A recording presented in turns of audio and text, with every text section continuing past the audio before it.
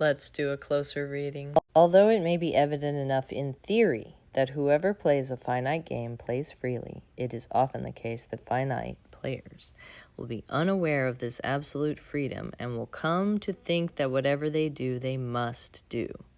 There are several possible reasons for this. Finite players must be selected. While no one is forced to remain a lawyer or rodeo performer or a Kundalini yogi, each role is nonetheless surrounded by both ruled restraints and expectations on the part of others. We cannot do whatever we please and remain lawyers or yogis, and yet we could not be either unless we pleased. Since finite games are played to be won, players make every move in a game in order to win it. Whatever is not done in the interest of winning is not part of the game.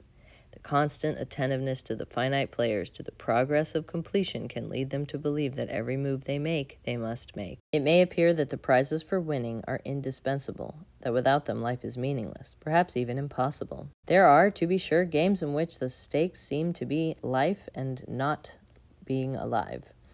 In That Super Bad Thing, for example, or severe political oppression, the refusal to play the demanded role may be paid for with these bad things.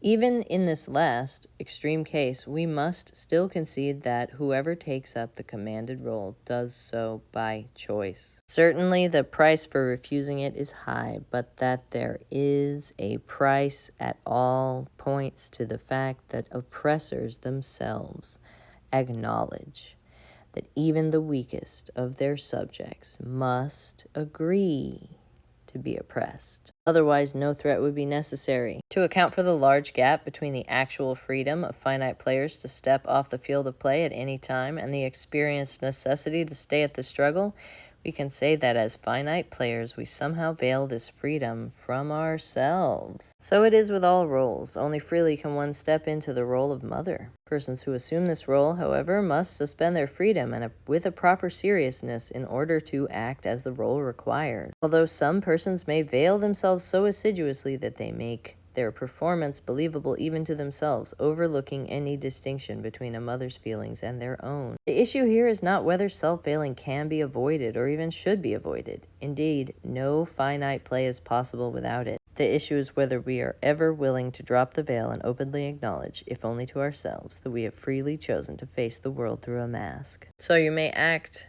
in a victim role, or you may make the choice to freely choose actions that disrupt the victim role. And this is why we train, because everyone has complete freedom in their choices. And you should take their freedom seriously by preparing to assure your own.